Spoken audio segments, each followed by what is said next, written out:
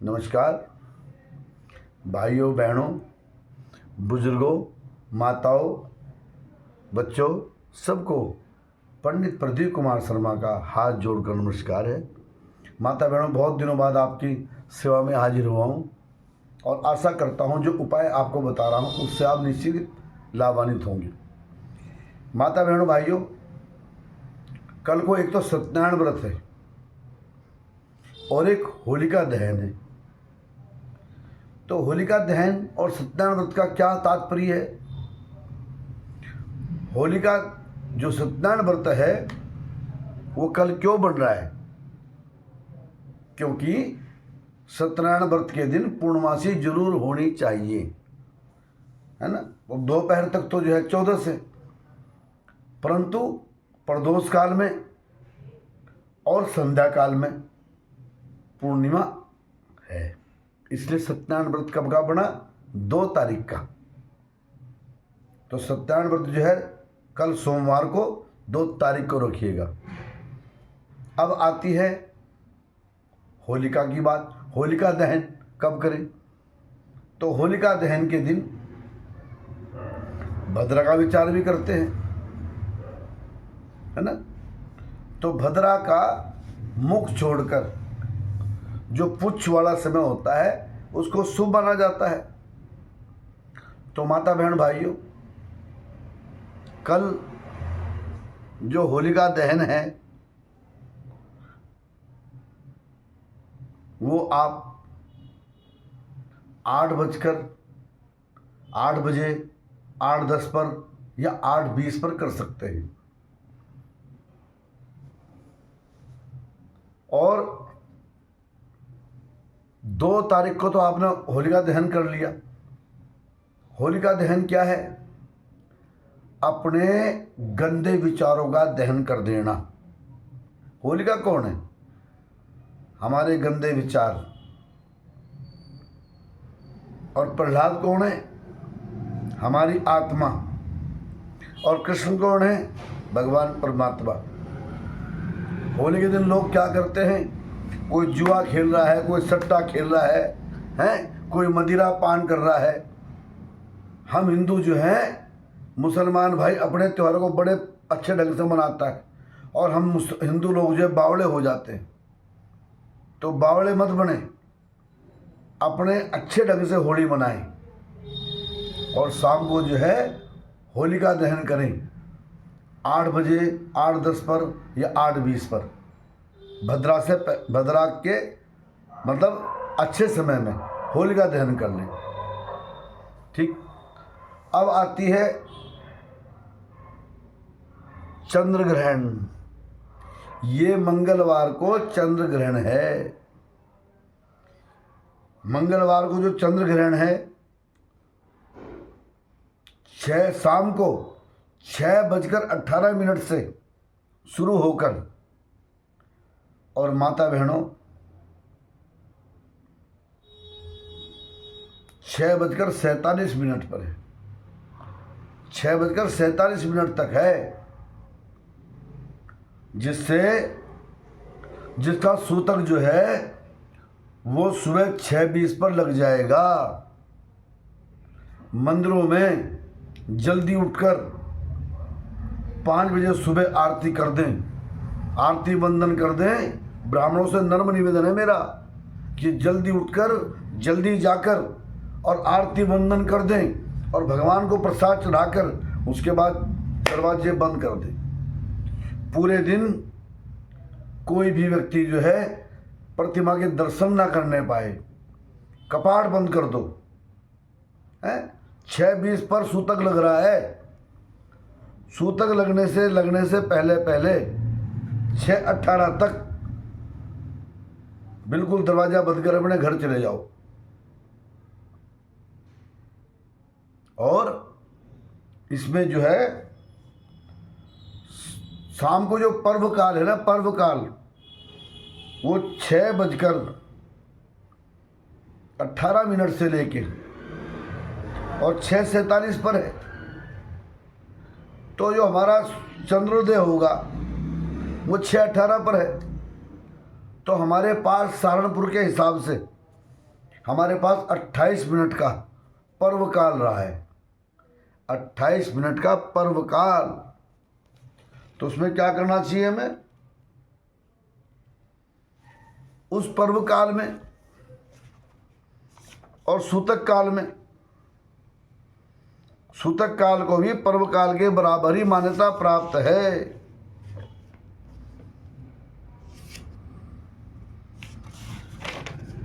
तो पर्व काल में और सूतक काल में क्या करें? भगवान चंद्रदेव के मंत्र ओम श्रांग श्रींग श्रोंग सचंद्रमसे नमः, ओम सोमाय नमः, इस प्रकार के मंत्रों का जप करें। क्योंकि जो मंत्र भी आप कल करोगे सूतक काल में और ग्रहण काल में, वो करोड़ गुना हो जाएगा। ग्रहण काल में और सूतक काल में व्यर्थ खाना पीना,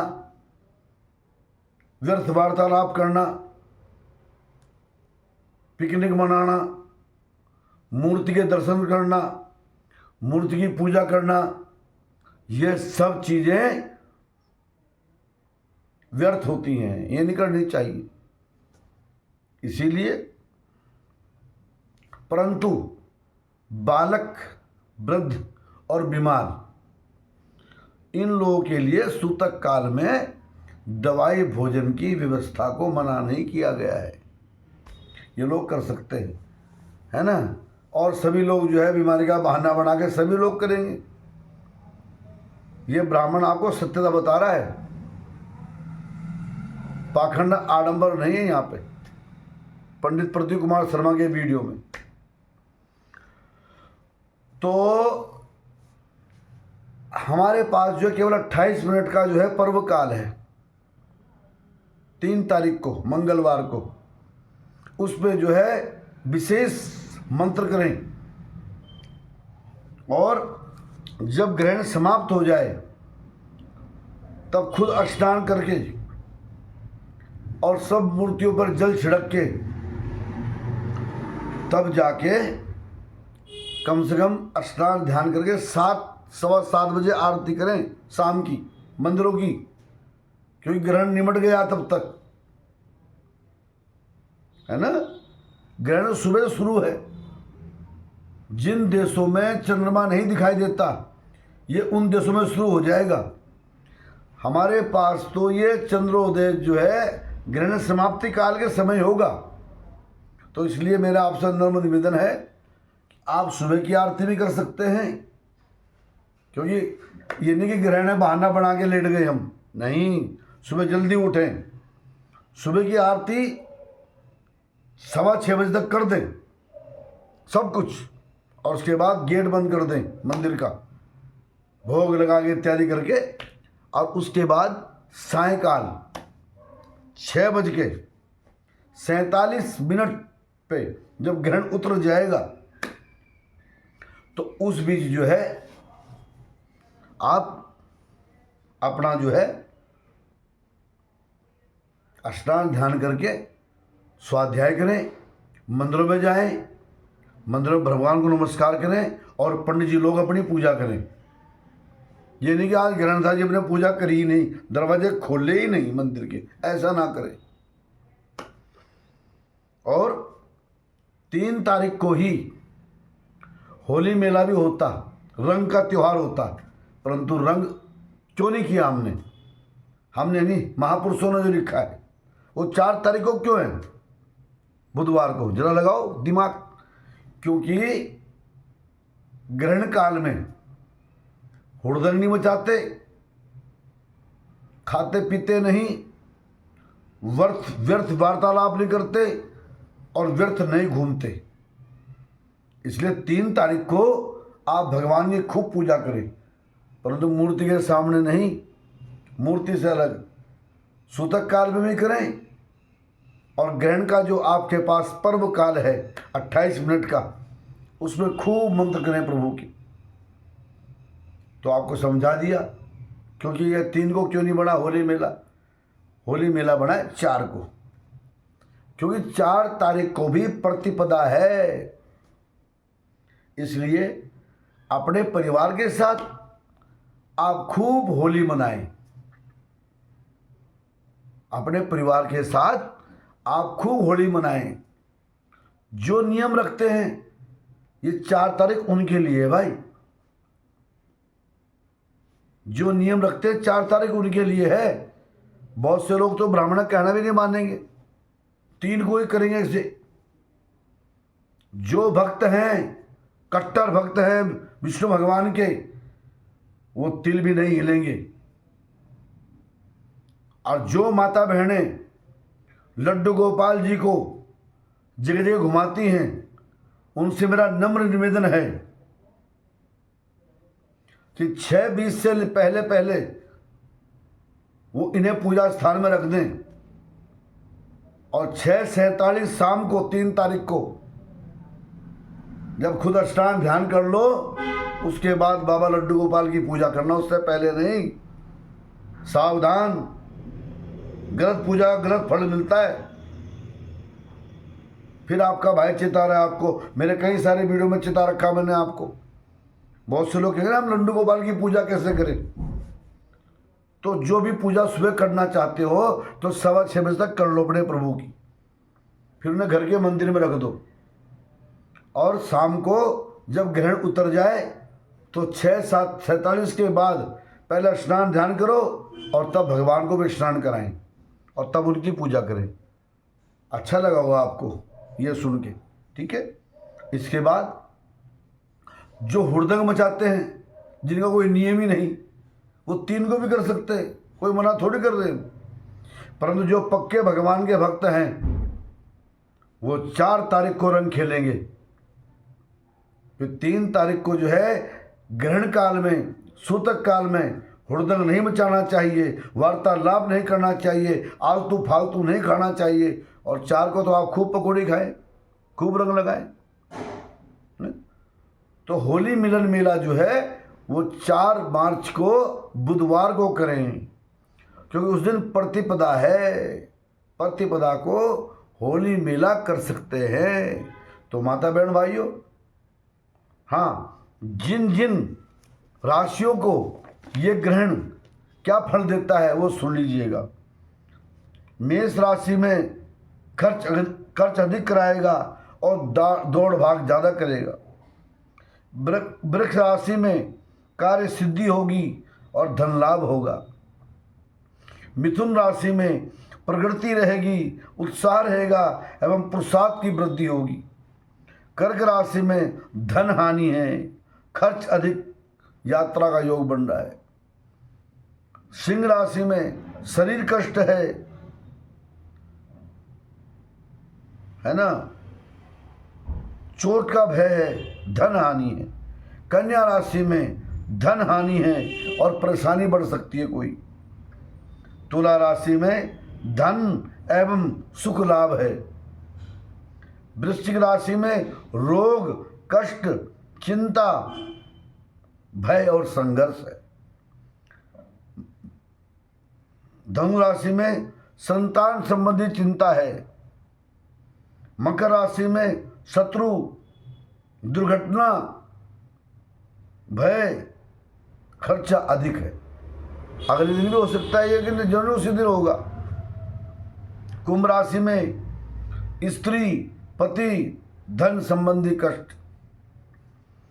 और मीन राशि में रोग, गुप्त चिंता, कार्य और विलंब।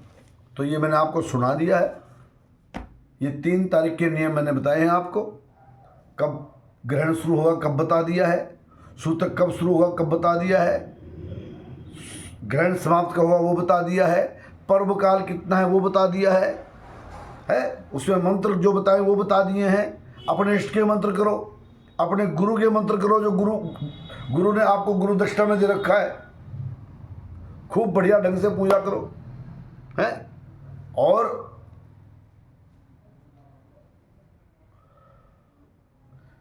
ग्रहण काल में, सूतक काल में, जो ग्रहण काल है ना मेन, ये 28 मिनट का समय है।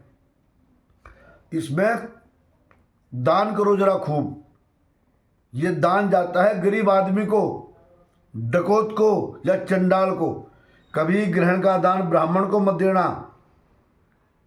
ब्राह्मण थोड़ी देख रहा है, चुपचाप दे दिया तो उसका पाप खुद को चढ़ता है, ध्यान दीजिएगा। जो ग्रहण काल में या सूतक काल में जो दान निकालोगे ना, वो किसी गरीब आदमी को देना। 7 प्रकार की दाल निकाल लो या 9 प्रकार की दाल निकालो 9 ग्रह की, और साथ में वो दक्षिणा रख लो और सबके ऊपर उतार के जो है किसी गरीब व्यक्ति को दे दो। उसको कोई हानि नहीं लगेगी और आपको लाभ होगा। और अगर ब्राह्मण को दान देना चाहते हो तो ग्रहण उतरने के बाद अष्टांग ध्यान करके मंदिर में जाएं और अपने पंडित जी को दान करें। वो ग्रहण का बाद का दान है। ग्रहण का वो छुपाकर अपने ब्राह्मण को भी गलत सलत चीज़ मत देना। कभी भी ब्राह्मण को उतारा मत देना। ध्यान, सावधान रहे हैं।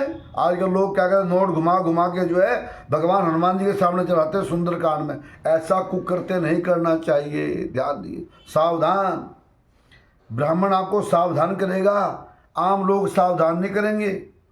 नए कथावाचक बताएंगे, नए बड़े बड़े संत बताएंगे, ब्राह्मण बता रहा है आपको। कभी उतारा दान प्रतिष्ठित ब्राह्मण को मत दें। और माता बहनों, 4 तारीख को अपने बैर भाव भुलाकर सुबह से ही अपना होली मेला मनाएं। गुजिया बांटें, मटर बांटें, पकौड़ियाँ बांटें, प्याज आलू की, जैसे भी आप लोग पकौड़े खाते हो हैं। कोई प्याज लहसुन जो है पाप नहीं है। हाँ, जब हम लोग पूजा करते हैं तब वर्जित है। बताओ पाप क्या है? मदिरा पीना पाप है, अंडा खाना पाप है, मछली खाना पाप है, मुर्गा खाना पाप है, बकरी खाना पाप है। इन पापों से बचना, ये पाप है। और दुश्मन के भी गले लगना, जो पास पड़ोसी जिनके आपके साथ बोल चाल नहीं है उनको खींचकर गले लगाना, अपने बड़ों के चरण छूना। और ध्यान रहे, सावधान, दारू मत पीना, मदिरा मत पीना, क्योंकि मदिरा जो है आपके इस संतुलन को बिगाड़ देती है यहाँ से। और कुछ ऐसा कर जाते हो आप कि आपकी पिटाई भी हो जाती है। माता बहन भाइयों की, विशेष भाभियों की, लड़कियों की शान में कोई गलती मत करें, नहीं तो पिटाई भी हो जाती है। और इस प्रकार से जो है आप अपने त्यौहार को मनाएं बड़े सुंदर ढंग से। मैंने 2 तारीख का बता दिया आपको, होलिका दहन के बारे में बता दिया, सत्यनारायण भगवान के व्रत के बारे में बता दिया, और आपको चंद्र ग्रहण के बारे में बताया, और आपको 4 तारीख का जो होली मेले के बारे में बता दिया। तो माता बहनों, एक तो ये चैनल सब्सक्राइब कीजिए अगर अच्छा लगता है। जिन्हें मेरी वाणी कड़वी नहीं लगती, चैनल सब्सक्राइब कीजिए, लाइक कीजिए। और मेरा चैनल मोनेटाइज हो या ना हो, परंतु आप जो है इसको शेयर कीजिएगा। शेयर इसलिए कह रहा हूँ कि आम लोगों को एक अच्छा वीडियो मिल सके। भ्रम मत करें। जैसे जैसे ब्राह्मण ने, जरूरी मैं ही ब्राह्मण हूँ, जहाँ जहाँ आप रहते हो ना, उन पंडित जी को मंदिर में जाके ब्राह्मणों से पूछो कौन सा त्योहार किस दिन है। हम लोग क्या करते हैं, गूगल देख लिया, ये बड़े बड़े महाराज आ रहे हैं टीवी पर, इनका देख लिया। तुम्हारे मंदिर का पंडित जो है इन महाराज से कम नहीं है किस चीज़ में भी, है ना। और तुमसे पूजा भी कराता है। पूजा के नियम, ग्रहण के नियम, सब नियम अपने ब्राह्मण भाई से पूछो। सुबह सुबह जो है 6:15 बजे तक अपने खाने की चीज़ों में जो बची हैं, दूध दही इत्यादि, उनमें कुशा डाल दो। तुलसी नहीं है कहीं भी। कुशा नारायण के बराबर समझी गई है और नारायण सर्वश्रेष्ठ है। और तुलसी तो नारायण को भोजन में चढ़ती है। तुलसी और कुशा इक्वल नहीं है, इसलिए कुशा डालो, ठीक है। कुशा डालो, लोगों ने खुद ही तुलसी बना दी उसके बराबर। तुलसी तो भगवान की प्रिय हैं, तुलसी तो भगवान की पत्नी हैं। उन्हें डालो कुसम में आप अपने खाने के चीज़ों में हैं। बहुत सी लोग क्या करते हैं, भगवान कृष्ण को वो आहार लगा रही तो तुलसा डाल लिए, उसमें प्रसाद में तुलसी डाल रखी है, अपनी पत्नियों खाएंगे वो। तो इससे सावधान, ध्यान रहे, तुलसी को ऐसे मत समझें। तुलसी भगवान विष्णु की पत्नी है। शालिग्राम राम जी पर चढ़ाएं, लड्डू गोपाल जी पर चढ़ाएं, हे भगवान ये आपकी प्रिय सखी आपके साथ है, ये कह के, है ना। और धन्यवाद आपको, जहाँ जहाँ मेरा वीडियो पहुँचे इसको शेयर कीजिएगा। इसको शेयर करना भी एक पूजा होगा, क्योंकि किसी महात्मा का, किसी संत का, कथावाचक का, ब्राह्मण का अगर वीडियो आप शेयर करते हैं परोपकार कल्याण के लिए, तो आपका बृहस्पति उच्च हो जाता है। धन्यवाद मेरे भाई बहनों।